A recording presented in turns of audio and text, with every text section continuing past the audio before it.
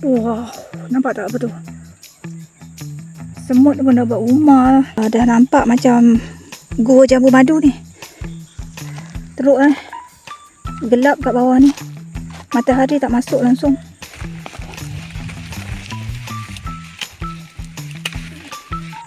Bunga dia, kelopak bunga dia dah tanggal, jadilah buah ni.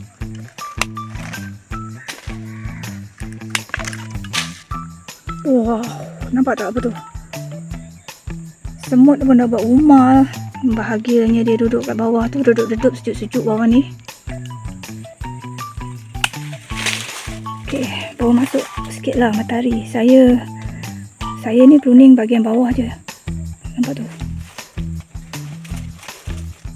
Tak ada tunas air lagi dekat bahagian batang-batang utama dia. Tinggal untuk cantas bahagian atas.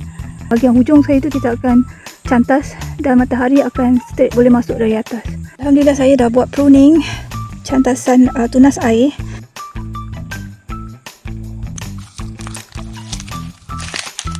Oleh kerana terlampau banyak tunas air tadi, putik-putik yang menjadi buah jambu tak banyak lah. Beberapa gugus saja, sikit-sikit je.